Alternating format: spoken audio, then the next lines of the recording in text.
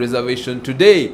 But today we are having a very big and interesting and uplifting conversation, and the conversation we are having is on the issue of mental health challenges and depression, because remember I had said that there are a lot of Ugandans who are dealing with mental health challenges. We have seen a report that has stated that 14 million Ugandans are dealing with mental illness. There's another report that came out to say that MPs are struggling with mental illness as well, and then there was another report that said that students in boarding schools are also experiencing mental health challenges. So it's a big issue in our country, and so we're here to talk about mental health challenges. But specifically for today, we are talking about depression. What is depression? What are the signs and symptoms? What are the causes? And how, as a community, as family members, as health practitioners, can we help those who are fighting this mental illness? And also there's the issue of stigmatization, because for some of us, and I know we're out there, we still do not believe that mental health illnesses are real and that things like depression is real. Well, I'm one of those people who used to believe that they are not real, and I've come to see that it's a real challenge in our community today. My guest to talk about this issue is Drileba Dratibi Daniel, who is a mental health advocate and author. He's also the founder and managing director, Voice of Restoration International Limited. You are welcome to Issues at Hand today. Thank you, my host, and I want to bring greetings to our viewers. I want to say, even when you talked about all these challenges at hand, there is still hope, even when things seem to be hopeless. That's why we are here this morning. That's the most important, yes. Because in many spaces, and I've seen for many of my colleagues who are dealing with this, with mental health challenges, there seems to be a dose of hopelessness, and that's why it's important to remind them that there is hope even when it comes to issues like depression. But first and foremost, talk to us about Voice of Restoration International Limited. When was it founded, and what exactly happens there? Okay, you know, Voice of Restoration, just like the name, restoration. We formed this company, which is limited by guarantee, and our hope is to restore lives. We want to restore lives because so many lives have been broken, and I was among those who had broken lives myself.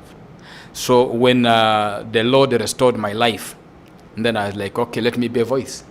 Let me also be able to restore those who have lost their lives, who have lost hope, who have lost everything around them, because I have been there myself. So that's what we do. And then we do lots of mental health advocacy, and we do lots of trainings, capacity buildings. We do community dialogues and engagements because we want to see change. And in most cases also, in our community where I come from, West Nile is where we operate most. And you know, West Nile is the headquarters of all drugs of all kinds. In West Nile, we have drugs in all the states of matter, the solid, liquid, and the gaseous. And so, and drug abuse has become a huge thing. So we are also trying our best to restore and rehabilitate those who have been on the drugs and they are struggling with the drug addictions. And those are among the few things that I can highlight for now. You had talked about the reason why you founded it is because of the fact that you received deliverance and salvation yourself. Share with us a bit of your story, if you could. Yeah, I will. Now, I want to first of all throw some hard questions here.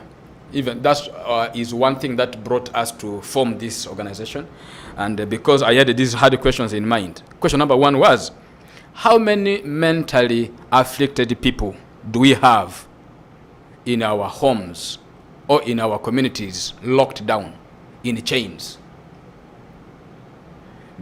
Either because of depression or because of any mental health challenge. There are so many. Number two, how many friends and relatives have we lost to suicide? There are many. And the funny bit is in my culture, where I come from in West Nile, Arua in particular, when somebody commits suicide, before we bury them, we cane them. We cane the dead body. Then the question that came in my mind was, for how long shall we continue caning dead bodies? Why can't we be able to speak to those who are trying to go through this trying moment and who are thinking of suicide? Why can't we be of a voice to help them out? before they actually commit suicide. Number 3, the hard question that was there, like I was saying, West Nile has issues with drugs. How many drug addicts do we have, relatives and children and friends? How many of our children have become drug addicts, hardcore drugs addicts, and they can't do without drugs, alcohol, and they're abusing it to the maximum? How many do we have in our communities and in our homes? So many. Finally, how many people have we given up on because we see them as useless, based on their experience, based on their mental health conditions, based on their environment? How many people have we given up on? So those 4 questions prompted us to think, no, let something be there. Because we too were there. Personally, I was depressed too. I was depressed. I struggled through it for years, not only for 1 year, for years. And I'm not ashamed to say this. Even when it came to issues of life, I've been there. Going through 8 heartbreaks is not a joke. But now I am a married man. You know. So, and all challenges that we went through, I was like, no. I think if God has helped me to come out of this, let me be a voice. Just like David said it in Psalms 40. When David was in the horrible pit, and then he said the Lord heard his cry, and the Lord picked him from the horrible pit, the miry clay, and established his feet on a solid ground, picked him from the pit, put him on the solid ground, and he put a new song of thanksgiving on his lips. You know, so for me, that was the thing. So I was like, okay, I think I may not be David of the Old Testament time, but I think I could be the David of now, though my name is Daniel. Why? Because we've been through this kind of chaotic experiences. And because of time, I will not share really much, because all the story of my depression, the stories in this book, Hope in the Age of Depression. So I was able to come out. And the challenge we have also with our African setting is depression, suicide, and mental health is not a topic for discussion anywhere. It is a taboo to discuss these issues. That's why I'm very convinced, even you, bro, I'm sure while growing up, you were repeatedly told that you be a man. Yes. Don't talk like women. Don't cry like women. Don't show your emotions like women. You know, you be a man. It's a sign of weakness. You know, it's a sign of weakness. You be a man. So at the end of the day, now challenges begin striking the man. The man has nowhere to go. At the end of the day, the man will definitely think of suicide. That's why, look at the statistics. The greatest percentage of Ugandans who have committed suicide are men. Take it globally. Kenya as well has the same issue. Yeah, it is men who are going through. It is the men. So I'm asking myself, for how long? Now, if we don't have the men stand on their positions, if we don't have the men where they're supposed to be, then chances are we are doomed. Because you find men commit suicide, leaving orphans and widows. And then these orphans have no male figure in their lives. So they grow up in a society which is also very traumatizing. They go through a society which also segregates, keeps reminding them that even your father was useless, that's why he committed suicide and all that. And this traumatizes the children. Why we're having a lot of crime is because there are no men taking the lead, no men in their positions. So that's why everywhere you find children struggle with the addictions, everywhere you find children struggle with mental health issues, you find people struggling with the drugs, it is 70%, even actually 98% is because there is no male figure in their lives. That's true. If the man is there, he's at a distance. The lack of present fatherhood, and exactly. There was an article about that sometime last week that was saying about the lack of present fatherhood being amongst one of the causes that leads to drug abuse and violence in our communities. But sticking to our discussion today, what is depression? Depression is where people can define depression in various ways. But here we can say depression is a feeling of sadness that does not go away for weeks. And this begins to interfere with your day-to-day activities. Yeah, it begins to interfere with how you used to function. It begins to interfere with your functioning of your day-to-day activities. Meaning that if you are supposed to wake up to go to work, then you will not you will not feel like going to work. It begins to interfere with everything around you. Not only work, even everything to do with you becomes because of the sadness this heavy burden that comes upon your heart. And it affects everything. Then you begin to view life from a different perspective, not the normal way. So that is all about depression. That is the simplest way I can explain depression.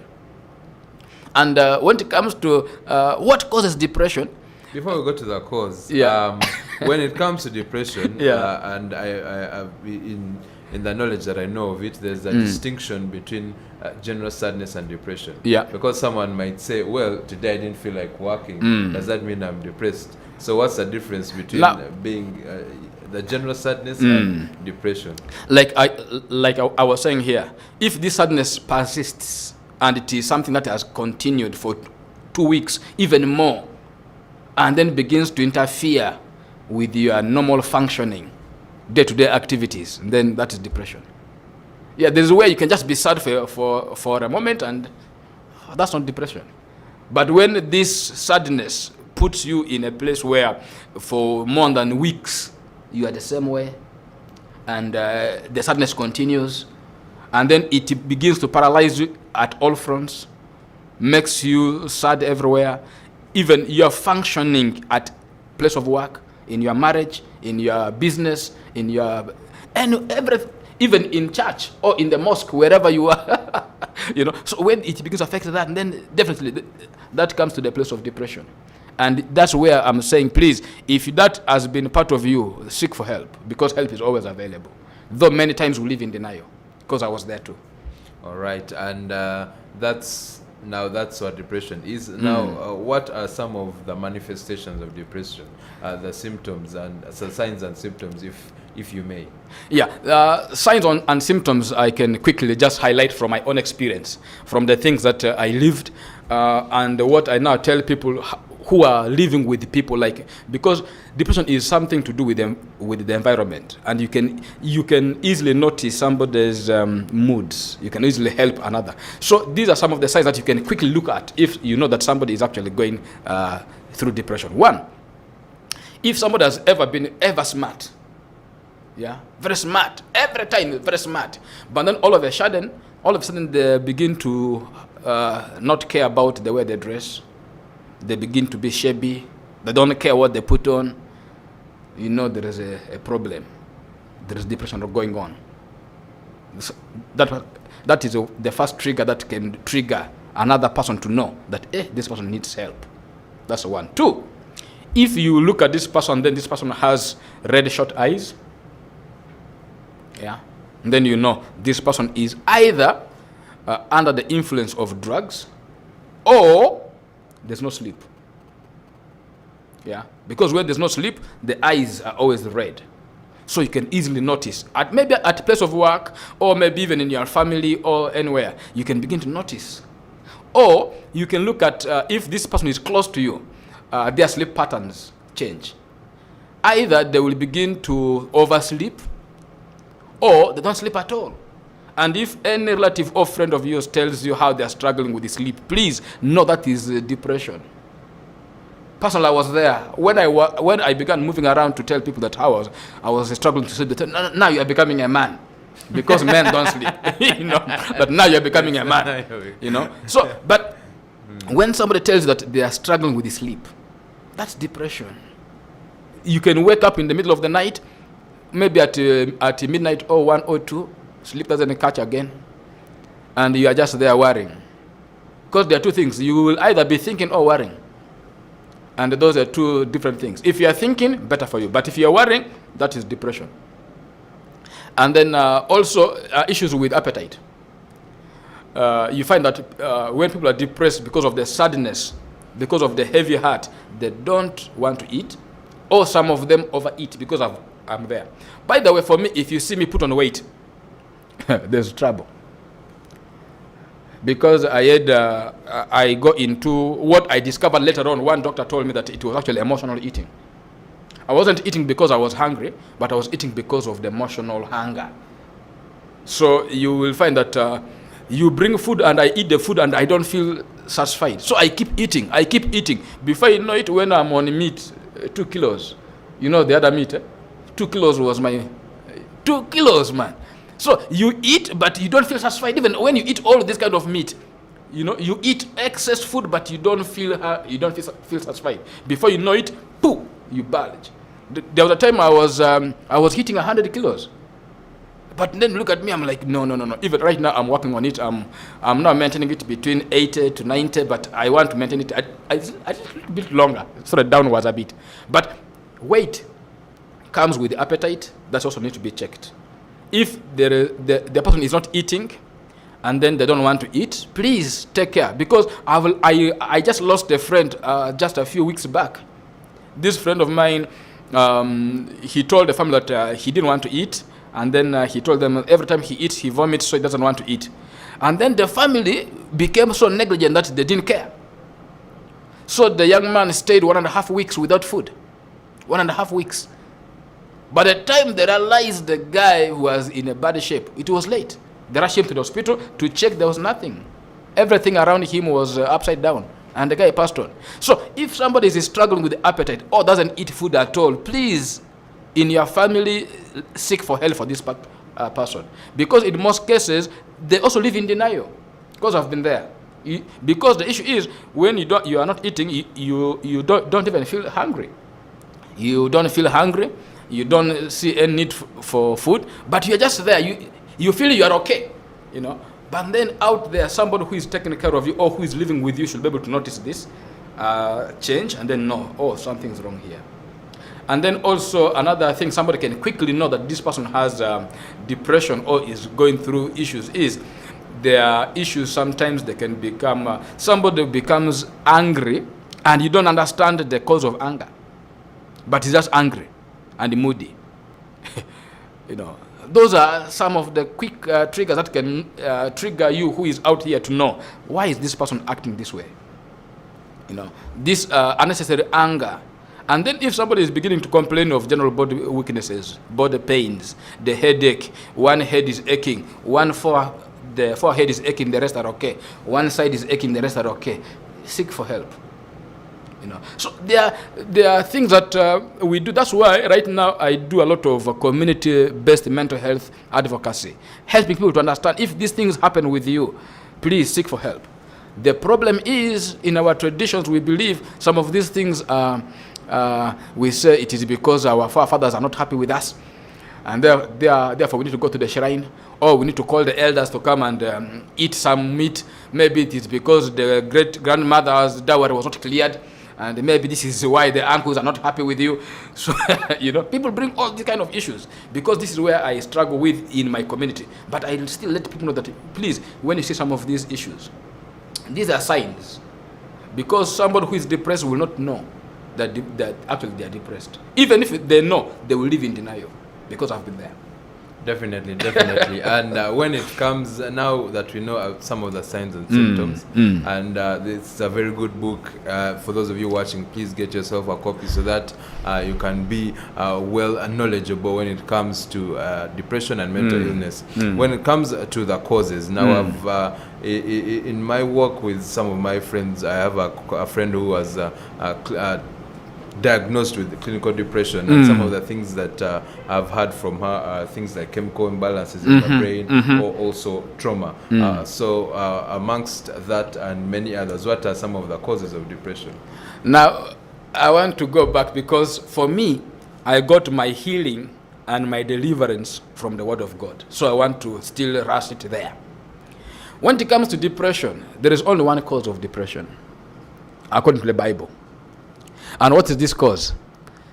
If you have your Bible out there and you can open for me Proverbs 12:25. New King James is what I prefer most because it has for me the simplest English and it is straight to the point. New King James. Proverbs 12:25. Bible says, anxiety in the heart of man causes depression, but a good word makes it glad. Yeah. So when I discovered that, then I was like, okay, thank you. Let me now go and dive deep inside this. Anxiety in the heart of man causes depression, but a good word makes it glad. So for me, I began to deal with what are these issues, and then that bring anxiety to the heart of man. Coming back to my story, my first anxiety that caused my depression was rejection. I'm not afraid to share this because I even had to write a book on overcome rejection, turn your greatest dreams into reality. That was my first book, actually. I had to go through rejection right from before I was born. Yeah, from the womb. Even when I was born, I went through that bitter rejections from family. Through school, I went through rejections. Yeah. Come to relationships, I already told you 8 heartbreaks. And these 8 are without those who fired me before I proposed, and those who told me they will give me answer until tomorrow there's no answer. You know, these 8 are those you relate with, and then even the family people know them, and then boom, something comes up, they're like, it is over. And then you begin afresh. No. So that was one of the issues. And in most cases, people who are struggling out there with depression, one of the issues is the cause is rejection. But still, we can actually overcome rejection. Rejection from place of work. It is even now mounting too much pressure on so many young people who are out there working. That's why so many people actually are resigning from work because of the toxic work environment, because of the different rejections and things like that they're receiving from place of work. But there is rejection from place of work, from marriage, from relationships, from your place of work, from home. So all these issues can put a lot of burden in your heart. Before you know it, on that you slide issue into depression. Of pressure from experienced by many youth. Uh-huh. I have a colleague of mine who told me that he left social media because whenever he would go on social media, he would see friends and colleagues that he was in class with, or age mates, posting photos. I'm in South Africa, I'm in Spain, I bought this new Range Rover. And so he would ask himself, why am I still living with my parents? Exactly. Why am I not progressing as much as my friends? And it made him feel depressed and anxious. And for him, his solution was just to leave social media altogether. Exactly. So that's societal pressure. Exactly. Is right. That is true. And actually, now connected to just what you have just said, the issue comes to comparison with others. When you begin to compare with your OBs and OGs, yeah, even some of these OGs or OBs, you help them in the canteen. You are even the one helping them with the math, yes. You know. So, but now things have turned upside down, and these fellows seemingly are doing well. You are still on foot. They are driving a machine. Maybe you are still single, and for them they are married, and yet you are even more beautiful or more handsome than them. Now, but like somebody was saying, beautiful but unlucky. But anyway, you find that you ask yourself so many questions. Why me? What happened? What wrong did I do to deserve this life I'm in right now? Before you know it, you go into rejections, self-rejection. First of all, you go into denying yourself all rights. Before you know it, you slide into depression because you see yourself as useless. Because all your OBs are seemingly doing well, but for you, you are nowhere to be seen. You know, that also can be an issue. And then connected to that, any loss of a child, loss of a sibling, loss of a parent, anything to do with the loss is a negative connotation to the mind. Therefore, when there is any loss of a dear one or a loved one, definitely, be it miscarriage, be it what, it throws you into depression. Childhood traumas. Many people have grown up, but because of the childhood traumas, you know, I like moving with my pictures. The experiences people go through while growing up, you know, when they get to, while growing up, if this is where they grew up from, the kind of environment, the experiences they have been through, full of pain, yeah.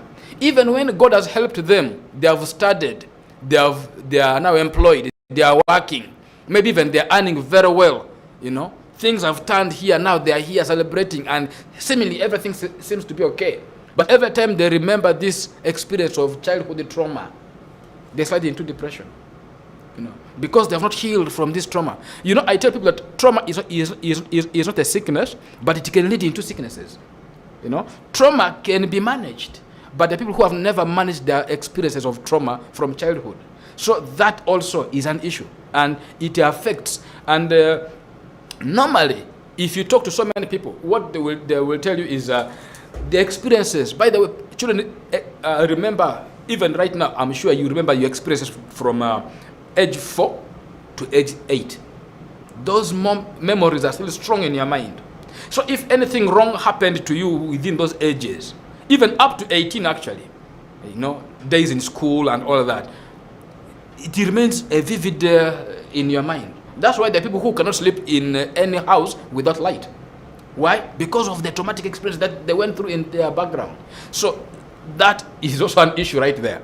And then that's very true. Just to add on to that discussion, because like I said, I know people who are dealing with depression, and for some of them, that childhood trauma was caused by sexual violence, yes, especially by a relative, exactly, or a father, and or teachers. And I know a lot of them who are still dealing with that childhood trauma up to now. So there's a very big issue when it comes to sexual violence and domestic violence. That's true. That's true.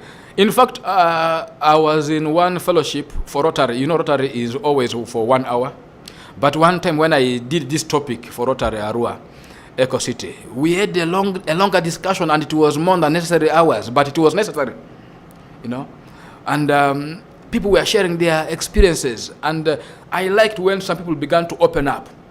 And when they opened up, it became therapy for them, And then after some time, some people have reached out to me, say, you know what, I was sexually abused, I was raped at the age of 5, and I've grown up hating men because of that experience. And up to now, they're actually single, So, but then when we began to try to help them deal with that traumatic experience and letting help to get help and forgiving themselves and then forgiving this kind of people, it was of course hard, but for those who have done it, who have been able to manage to come out of that traumatic experience, to let go and to heal from it, actually they are doing better. But still there are those who have held on to this anger because of this experience of the childhood trauma, And this is pain. And by the way, don't be surprised that even when you have gone far with life, quickly you can remember these experiences of the past. And if any man dresses or does anything to do with such things in the past, you quickly just connect dots and say, I'm not safe here. So that leads people there. Of course, the natural disasters, we've just come from COVID. Now it is Ebola. Lockdowns are happening. There are a lot of uncertainties. People are beginning to be worried again.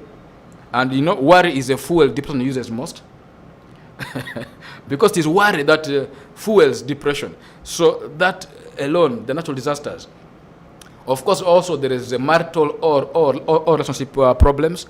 People who are married, families where there are a lot of chaos, there's abuse, there is fighting, there is all kinds of chaos. It happens that things can happen, and before you know it, this affects everybody else. That's why children, when they grow up, when a child grows up in this kind of environment, that's what they know, and that's what they will do. That's why it is still work up country, especially northern and West Nile, because the kind of family background many of us have come from has been very chaotic. And sometimes even when we get married, and somehow we want to copy and paste, because that's what we saw. But you see that it can become a cycle. That's why I was talking to somebody who was telling me, why is that everyone in northern Uganda seems to be depressed? And the depression is seen evidently everywhere, and it becomes a routine, and it becomes a generational thing almost. Why? Because of that kind of background. Comparison, we talked about poverty is one thing, because, poverty, I like telling people that when it comes to poverty is not about lack of money, but poverty is to do with any lack of anything. Yeah. And to the mind, anything to do with the lack of is a negative thing.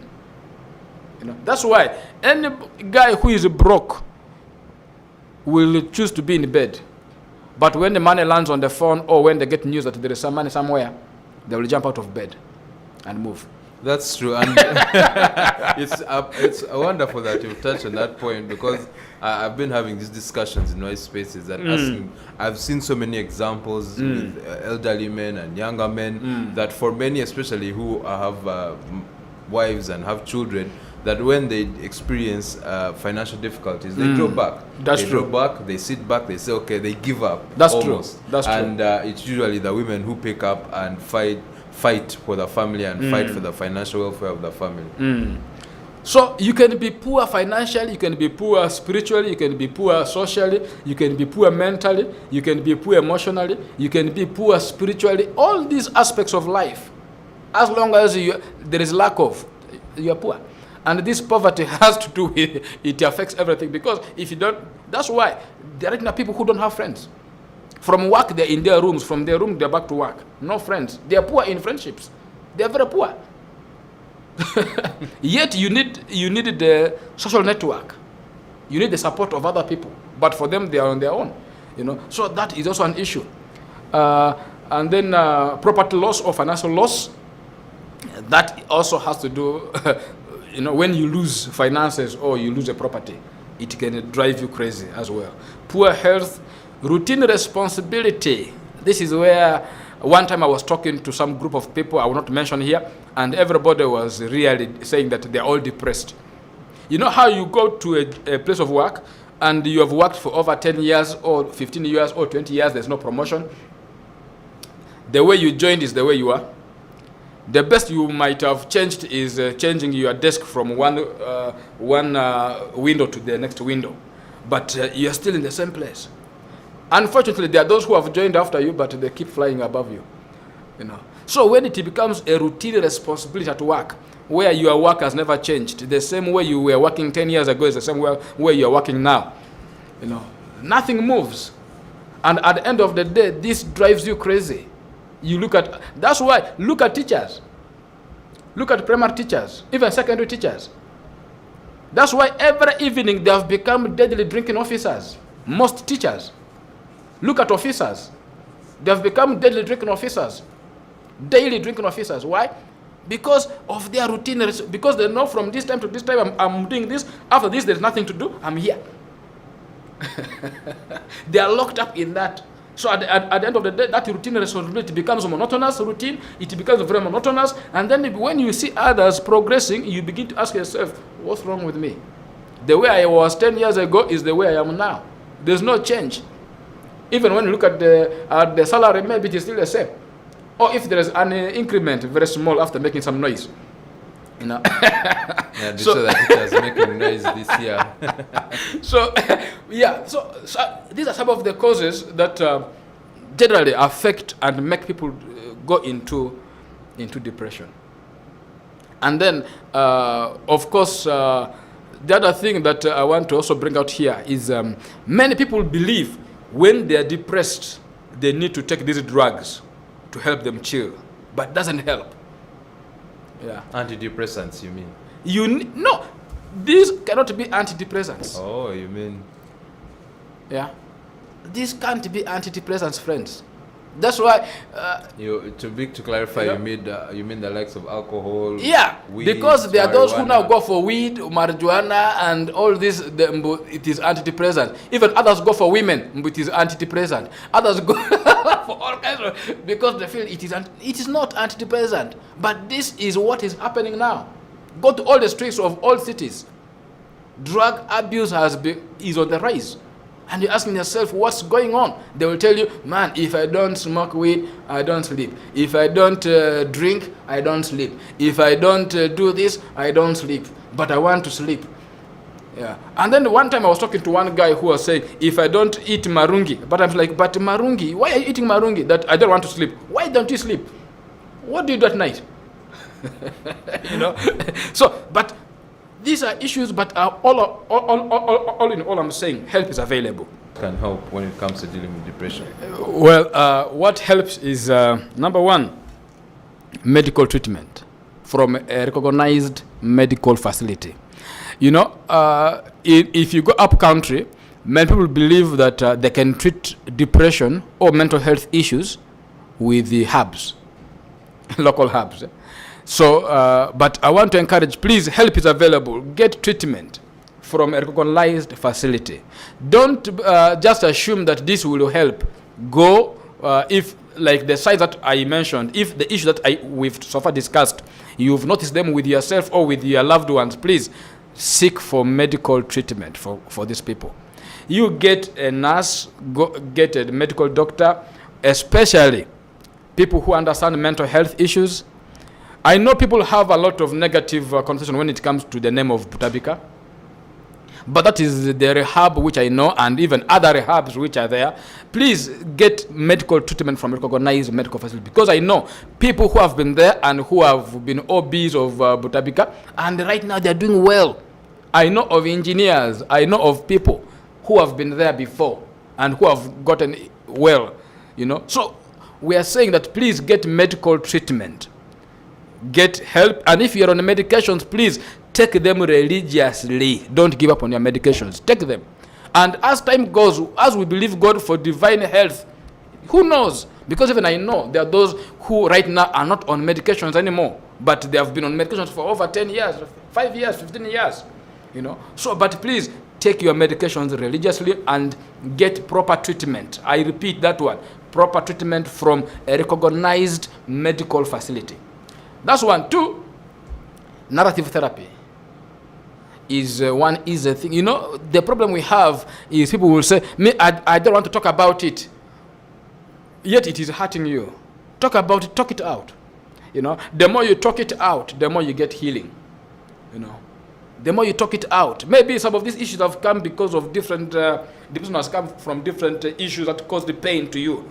And that's why the Bible says in James, confess your sins one to another and pray for one another that there may be healing. So healing can come when you open up to somebody and you share this.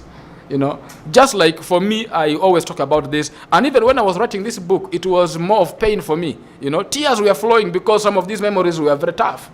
But still I was able, and the more I wrote this and the more I talk about it, it has become therapy for me, it has become healing for me, and I am much better. I'm not in the same place where I was. But that's the thing, how best can one open up? Because like you've just said, while you were writing the book, the pain was coming alive. Yeah. And of course, in sharing your story and sharing how you feel, the pain will come alive, and yet you do not want to feel that pain. So how best can one open up? What happens is when you open up, actually, it's just like a pass. However had a boil, yes, either under the armpit or so, it's like when this boil is there, when it is, but when you cut it, it is pain. When you squeeze that pass, it is pain. But after squeezing it, when you open it and then you leave the wound open, healing comes. You know, like I have a scar here. This scar reminds me that I was burnt when I was 3 years, but it doesn't pain me anymore. That's why I talk about the 8 heartbreaks with a smile on my face, but it was pain. You know, people ask me, "Are you sure you went through this?" Yeah, I've been there. You know. So it is every time you open up and share this with somebody, the pain goes. You relieve this pain, and this will help. That's why even when it comes to after taking your medications, still when you come to the doctors or the nurses, they'll still ask you what happened. Tell us. And the more you tell this story, the more you get better and you are healed, and then you are even helped to identify other options that can better manage this. Yeah. So get a counselor, get somebody to open up to and share your story. Also use your gifts. You know, one thing that makes me always grateful is every one of us is born with a gift. Yeah, much as depression affects how you view yourself and how it affects with your routine work, but still when you grow that gift of yours and you keep on it, because energy flows where attention goes. You know, J.J. Austin Okocha said something which is for me is very paramount. He said when he went to Germany, he didn't know that he was black until he went to Germany, and then people began to call him a monkey and all that. So he was doing badly, and it was depressing him. He was in a place where they were calling him names. He was being called a monkey and all that. So he asked himself, what can he best do to overcome this bad feeling? So what he did was, he said he began dribbling. He dribbled the Germans until they ate grass. Yeah. So, and J.J. Austin Okocha went on from being called a monkey to be installed as one of the famous footballers in the German Bundesliga. He used his gift of football. Tyson Fury, we know him. Tyson Fury is one of the boxers, world champions, and he suffered depression, and he was able to overcome it through his skill of boxing and continued doing his boxing until he became a world champion. And you know, so use your gift. Yours may not be boxing, yours may not be football. Maybe it is music. Use it. Maybe yours could be writing, like me, you write. Maybe yours could be networking. Maybe it could be drama. Maybe it could be dance. Please use your gift, because every time you focus on growing that gift and building it up, all the negative energy that will have come from the different environments will go off. And as you do this, I want to still do this. You know, there are songs that we used to sing that never used to make sense to us, but now it makes sense to me. Cast your burdens unto Jesus, for he cares for you. You know, the song, we used to sing those songs, but until I was down to earth, until I was down on this level, that's when I began to say, okay, let me cast these burdens to the Lord, because he cares. And the more I did this, of course others were making fun of me, but I'm like, no, let me take this to the Lord, because who knows, we've been singing it. Let me do that. And indeed it happened. So when that happened, that's when I also now I began believing the word of God for what it is. And in most cases, I know myself that in most cases, the word of God comes to you when it is the opposite. Where you are at, and then the promises of God can come to you, but when you are not in that particular place, because you will be in the opposite direction. Yeah. Look at Abraham, when the man was so discouraged, and God told him, you're going to be father of many nations. But the guy was barren. You know? Didn't even have one. Didn't even have one. I was being told you'd be a father of many nations. You know, it is opposite direction. Look at different people. And there are people that I cited in the Bible who went through this depression also as well. And you see that always the promises of God that was to them was contrary to their circumstance. But then when they chose to believe the word of God, things changed. You know, Abraham is one of them. That's why the Bible says it now in Romans, that he did not think about his dead body, but he still believed in the promise. And he became the father of faith, you know. And then the other thing that I want to bring out here is mind those who are around you. Because people who are around you will demand participation from you. They will ask you to participate in some things. So that's why, in most cases, people who have been now into drugs are there because of the friends they are with. People who are around them. Because always, you are the average of the 5 people you spend most of your time with. So the 5 people you spend most of your time with will make you to become. You know, so mind those who are around you. And then also mind what you watch. Because whatever you watch comes into your mind, and it leaves a permanent mark in your life. That's why I don't watch some TV stations here in Uganda and even globally. You will not find me tune Al Jazeera News, because there it is only war and chaos. Because for me that is a trigger that puts me into depression. So I don't watch, I avoid it.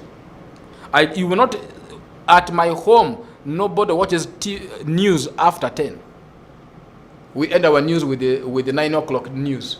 Once it is 10, we switch off. We don't want that time of Entisa. Bamuse. We're not there. You know, I told my family, nobody will watch that kind of news. And indeed, we've kept it. Because some news, what you watch, affects emotions. And if these things that you are watching cannot add value to you, but instead make you even more depressed, why watch them? So mind what you watch. And then also mind what you listen to. Because the music you listen to or the words you listen to can either inspire you or they can demotivate you. In most cases, words don't travel as grammar, but words travel as energy. You know. So when I discovered this, it has helped me to bounce back big, because I mind what I watch, I mind what I listen to, even when I'm on programs, even when I want to listen to some music, I'm specific to music that I want to listen to. Because what you listen to affects your feelings, affects your emotions. And in most cases, people make choices based on how they feel. You know, so mind what you watch, mind what you listen to, and also mind your language. Proverbs 18:20 says it. A man's stomach shall be filled with the fruit of his lips. With the produce of his lips he will be satisfied. Then verse 21 says, life and death are in the power of the tongue, and those who love it will eat of its fruit. So what does that mean? whatever you speak will come to pass. So mind what you speak, mind your language. Because in most cases, people will always speak negative things now, based on their circumstance. They are depressed, but they will be, instead of speaking hope, they will be speaking something else. That's why when you check, when these men told themselves that they were like grasshoppers, they died in the wilderness. The 10 spies in the book of Numbers. Why? They didn't see themselves forward. They saw themselves as grasshoppers. Mephibosheth saw himself as a dead dog. He's like, what can a dead dog like me do? How are you seeing yourself? What are you saying concerning your condition? What are you saying concerning... Another good example is David. Where the Israelites saw a giant, for him, he saw an uncircumcised Philistine. Yes. So, and he was able to overcome it. So what do you speak? Even when David was in those places of depression, actually, but David kept proclaiming things. He kept saying that, you know what? I will not die, but I will live. I will live to declare the goodness of the Lord in the land of the living. I will not die. And then how many times have we declared ourselves dead? 2 food day. Food day. I'm dead. How many times have we declared ourselves dead? So, so all those, mind what you speak. And then improve yourself with the self-help books. Big times, forgive yourself. Many times we are depressed because of what we've been through, and sometimes we blame ourselves for them, and then we don't forget forgive ourselves. We forget to forgive ourselves, and then we hate ourselves to the dot. So forgive yourself and forgive those who are around you, and that will help you. So please, exercise. Try. I know it is hard, but you can try exercise. If you can't run, at least walk. Do something so that you can be, so that there is something that you can do. Reach out to others. Don't be in isolation. Please, I want to call upon everyone out there. Mind your food, local food versus processed food, because you look like what you eat manifests in how you look. Yeah. So mind what you eat. It is very important. Mind what you eat. And I want to also say this.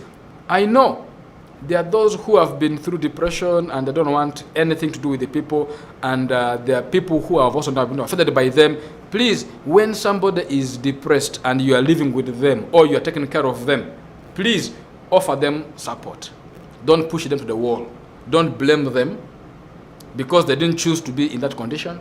Don't blame them, but rather offer them hope. And when you have to take care of themselves, first of all, take care of yourself. Because you cannot take care of somebody until you take care of yourself. Take care of yourself first. And then when you're taking care of somebody who is depressed, understand what is depression. Understand the facts on depression. That's why we are trying to help as many as possible to try to highlight a few things that even an ordinary man can know, so that you're able to understand. And then also, when this person is on medication, understand the medications.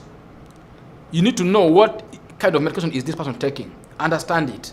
Know what is the side effect. How does it work? And have the basic idea of this medication. Be supportive, meaning that you just be there. Don't ask so many questions because they are offended because I was there. Don't ask too many questions because they feel like, what are you up to? So, but be supportive. Don't take things personal. Because when somebody is depressed, they can become violent, even they can become abusive, they can be rude, they can be rough, but don't take it personal. They're not themselves. It's just a condition they're in, but they can get well, they can come out of that. Don't judge, don't blame, and offer hope. And finally, love unconditionally. Unconditional love is all that we need. Somebody can be there, you might think that now they're useless. Actually, those people can actually get better. I know of engineers in this country who were once like that. I know of men who were once naked, but now they are very fruitful citizens of this country. I know people who were down, but now they are back on their feet.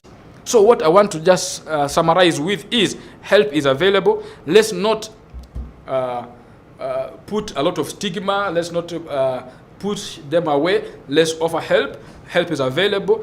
If you are out there and you have been living in denial, please come out, seek for help. Because I know more men are battling depression than women.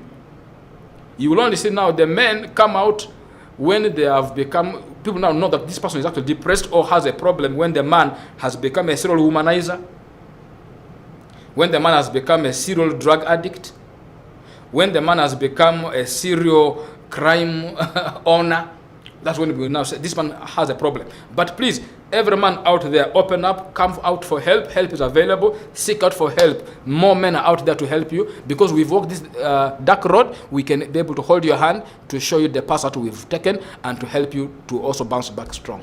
Thank you so much, Mr. Daniel. Unfortunately, time has run out, but we shall continue to have these discussions on issues at hand, and one day we hope you will be back to explain more when it comes to hope in the midst of mental challenges. Now, I will end with one of my favorite scriptures: "Be anxious for nothing, for by prayer and supplication with thanksgiving make your requests known unto God, and the peace that surpasses all human understanding shall guard your hearts and your minds in Christ Jesus." And continue to read the scripture and be involved in the world, be in the word, be involved in fellowship spaces, and surely your healing will come. God richly bless you. Thank you for tuning in to Issues at Hand.